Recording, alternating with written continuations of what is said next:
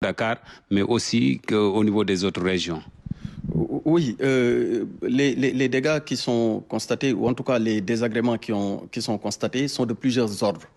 D'abord, c'est le lieu de signaler l'excellent travail qui a été fait depuis cet après-midi par les différentes forces de défense et de sécurité qui ont été mises à contribution pour aider à la fluidification donc de la circulation. Ils ont aidé à rendre beaucoup plus fluide la circulation sur l'étendue de la région.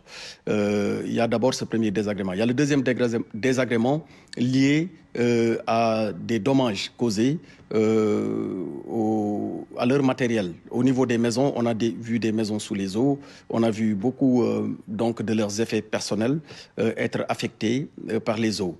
Et ce qui est encore beaucoup plus regrettable, et nous nous inclinons encore une fois devant la mémoire du disparu, il y a eu perte en vie humaine. Donc les dégâts, comme on l'a dit, comme je viens donc de les passer en revue, sont de plusieurs ordres.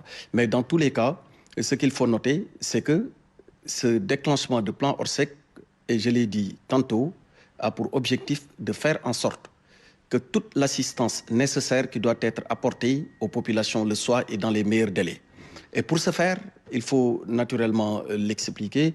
Tous les services de l'État qui intervenaient séparément vont maintenant, sous la coordination du ministre de l'Intérieur, assisté d'un état-major, être à pied d'œuvre. Ça a déjà commencé. Depuis cet après-midi, les services concernés sont sur le terrain, qu'il s'agisse de la Brigade nationale des sapeurs-pompiers, qu'il s'agisse de l'ONAS qui dépend du ministère de l'eau et de l'assainissement, qu'il s'agisse de l'ADM, qu'il s'agisse également de la direction de la protection, de la protection civile, tous les services concernés de l'État et dont l'action doit être de nature